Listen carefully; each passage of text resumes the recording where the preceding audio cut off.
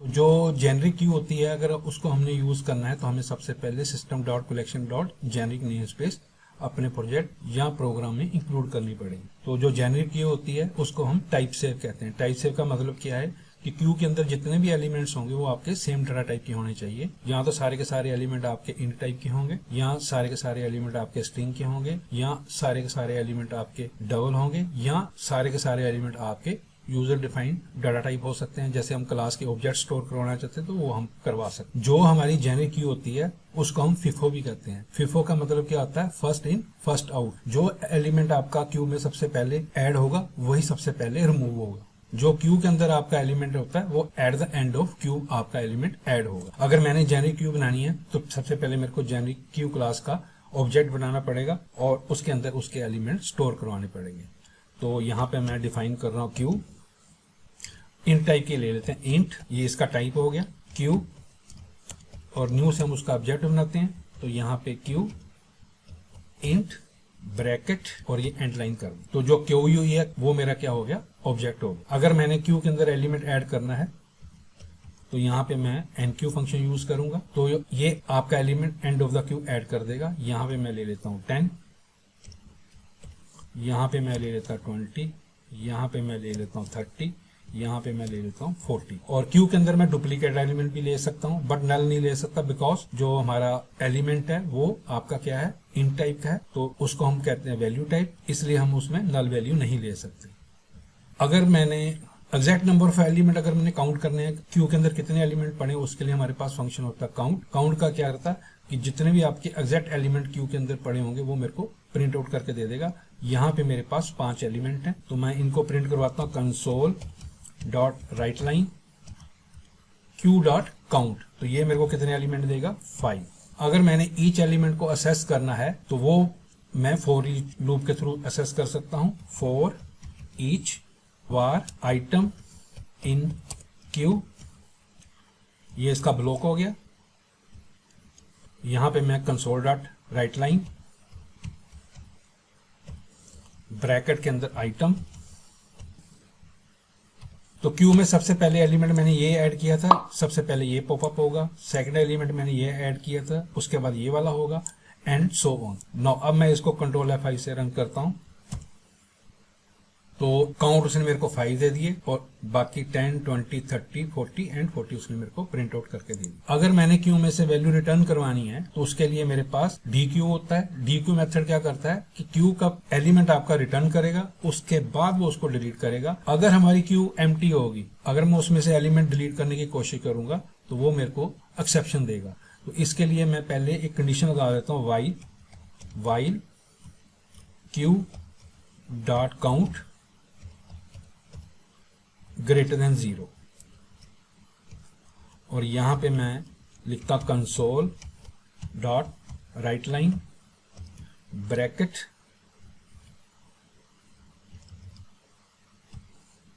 Semicolon, then console dot write line bracket q dot DQ, और यहां से मैं इसको कॉपी कर लेता हूं। तो Q डॉट DQ क्या करेगा? सबसे पहले मेरे को ये वाला एलिमेंट रिटर्न करके देगा क्यू में से, उसके बाद उसको डिलीट कर देगा, फिर उसके बाद काउंट करेगा। काउंट में हमारे पास आउटपुट क्या आएगी? पहले आएगी 4, सेकंड टाइम हमारे पास 3 एंड सो ऑन। तो इस केस में मेरे को वो पहले प्रिंट आउट करके देगा 10, काउंट हो जाएगा यहाँ पे 4, फिर देगा 20, काउंट हो जाएगा 3, और लास्ट में मेरे पास वो देगा 40 एंड 0। नाउ मैं इसको कंट्रोल F5 से रन करता हूं तो उसने मेरे को दे दिया 10, फिर उसने एलिमेंट डिलीट कर दिया, उसके बाद उसने काउंट किया तो 4 आ गया एंड सो ऑन। लास्ट में दे दिया 40 एंड 0। अगर मैंने 1 बाय 1 एलिमेंट डिलीट नहीं करने तो मेरे पास एक क्लियर फंक्शन होता है। क्लियर फंक्शन क्या करता है? वो भी आपके पूरी क्यू को एम्प्टी कर देता है। तो मैं फॉर द टाइम इसको कर देता कंट्रोल KC, इसको कर दिया कमेंट। तो there is a method which is called clear. Clear क्या करेगा? आपकी पूरी की पूरी क्यू को क्लियर कर देगा। क्यू डॉट क्लियर, और यहां पे मैं लिखता हूं कंसोल डॉट राइट लाइन। अब यहां पे वो मेरे को आउटपुट क्या देगा? 0। तो उसने मेरे को यहां पे आउटपुट 0 दे दिया। तो आप अपनी कन्वीनियंट के हिसाब से यूज कर सकते हैं, वाइल इस तरह भी यूज कर सकते हैं या क्यू डॉट क्लियर करके भी आप यूज कर सकते हैं। अब मैं इनको भी कर देता हूं कमेंट।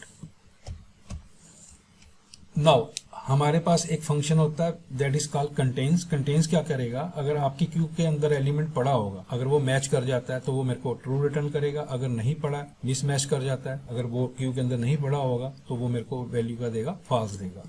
तो मैं यहाँ पे कंसोल डॉट राइट लाइन और ब्रैकेट क्यू डॉट कंटेन्स और इसके अंदर मैं पास कर देता हूँ 10 मेरा क्यू में पड़ा है तो ये मेरे को वैल्यू क्या देगा, ट्रू।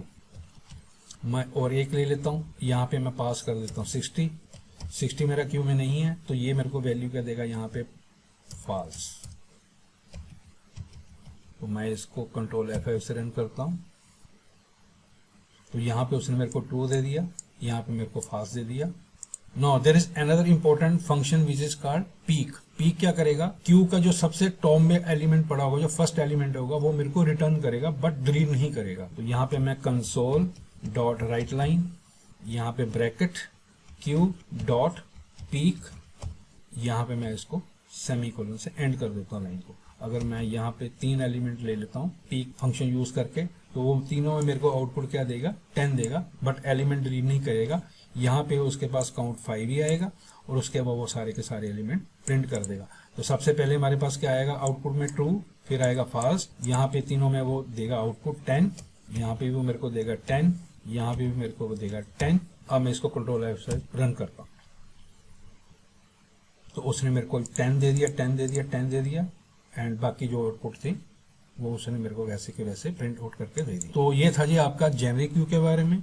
नाउ अब हम डिफरेंस दे लेते हैं generic Q and non generic Q. जो फर्स्ट इंपॉर्टेंट पॉइंट है, जो जेनरिक क्यू होती है वो आपकी टाइप सेफ होती है और जो नॉन जेनरिक क्यू होती है वो आपकी नॉन टाइप सेफ होती है। टाइप सेफ का मतलब ये होता है कि क्यू के अंदर जितने भी एलिमेंट पड़े होंगे जेनरिक क्यू के अंदर वो सेम डाटा टाइप के होंगे, आइदर इंटीजर होंगे या आपके फ्लोट होंगे या क्लास के ऑब्जेक्ट्स हो सकते हैं। But in non generic Q आपके एलिमेंट डिफरेंट टाइप के हो सकते हैं। कुछ एलिमेंट आपके इंटीजर हो सकते हैं, कुछ एलिमेंट आपके फ्लोट हो सकते हैं, कुछ एलिमेंट आपके स्ट्रिंग हो सकते हैं। अगर हमने जेनरिक क्यू यूज करनी है तो उसके लिए हम नेम स्पेस यूज करेंगे system dot collection dot generic. अगर हमने नॉन जेनरिक क्यू यूज करनी है उसके लिए हम यूज करेंगे system dot collection name space. तो ये था ये आपका जेनरिक क्यू के बारे में।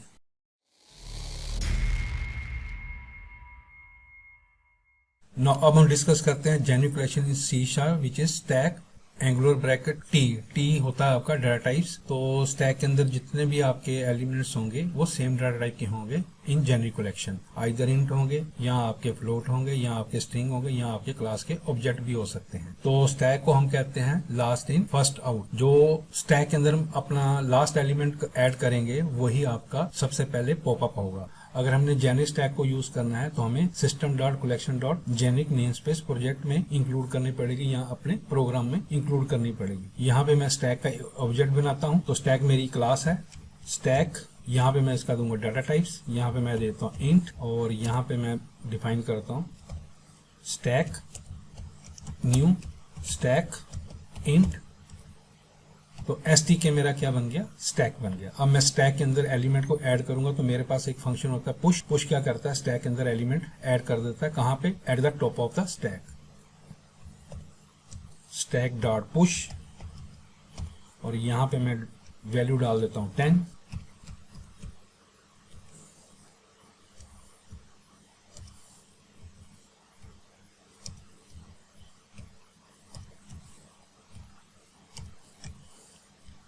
तो स्टैक के अंदर हमारे पास डुप्लीकेट वैल्यू हो सकती हैं। तो ये हमारा डाटा टाइप इन टाइप का है तो हम यहाँ पे नल नहीं ले सकते। नल हम उसी में लेते हैं जो आपके रेफरेंस टाइप होते हैं। अगर मैंने इसके एलिमेंट को काउंट करना है कि स्टैक के अंदर कितने एग्जैक्ट एलिमेंट पड़े हैं तो मेरे पास काउंट प्रॉपर्टी होती है। तो यहाँ पे मैं console dot write line dot count, तो ये मेरे को कितनी आउटपुट देगा, यहाँ पे 5। अगर मैंने इसके एलिमेंट को असेस करना है तो मैं फॉर ईच लूप के थ्रू इसके एलिमेंट को असेस कर सकता हूं। फॉर ईच, तो यहां पे मैं लूंगा वार आइटम इन स्टैक और यहां पे इसकी वैल्यू को प्रिंट करवाऊंगा।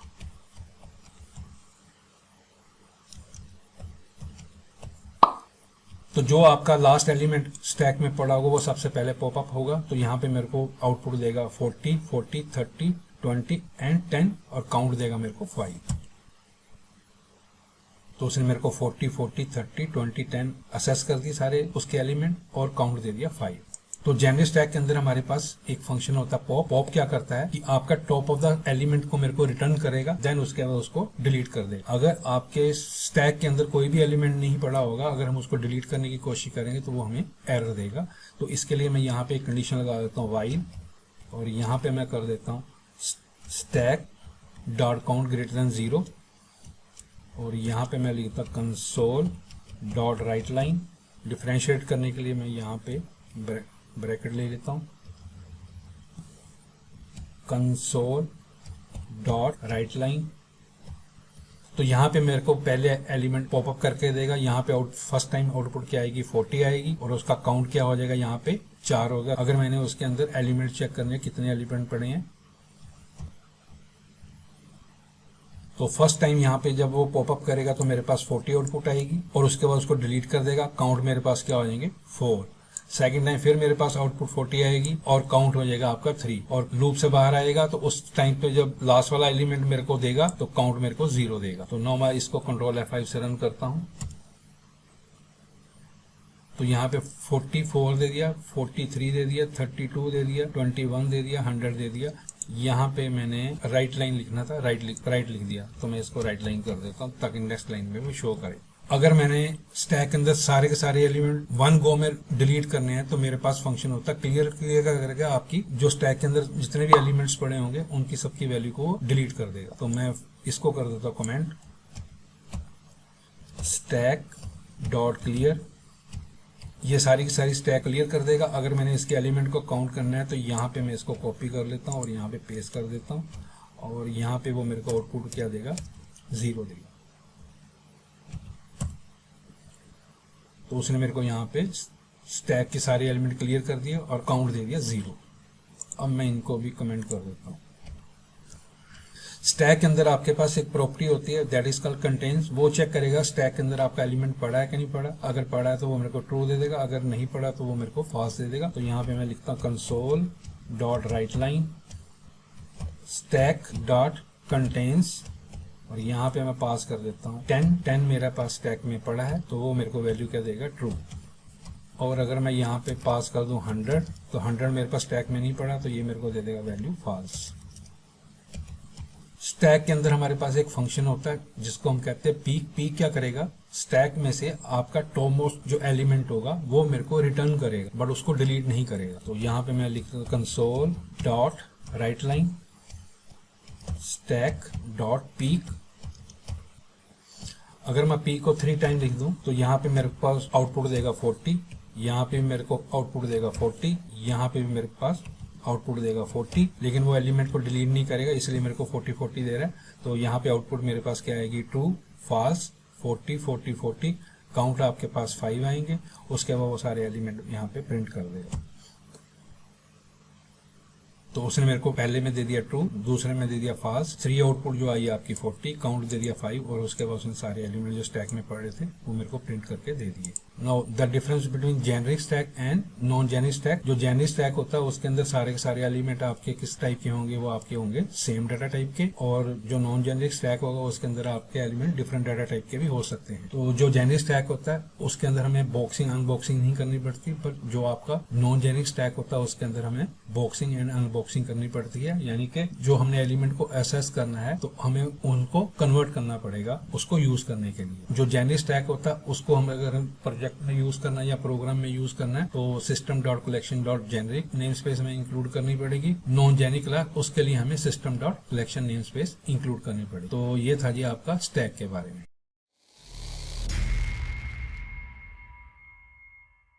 नाउ जी नेक्स्ट हमारे पास जेनरिक कलेक्शन आ गई हैश सेट। जो हैश सेट होता है वो आपकी हमेशा यूनिक वैल्यू ही स्टोर करता है। आइदर वो इंट होगी, स्ट्रिंग होगा, डुप्लीकेट वैल्यू हैश सेट के अंदर हम नहीं स्टोर कर सकते। यानी कि हैश सेट के अंदर जो डुप्लीकेट वैल्यू होगी उसको वो डिस्कार्ड कर देगा। तो यहाँ पे पहले मैं एक हैश सेट बनाता हूँ, इंट न्यू हैश सेट, और हमारे पास ऐड फंक्शन होता है। ऐड फंक्शन के थ्रू हम हैश सेट में वैल्यू ऐड करेंगे।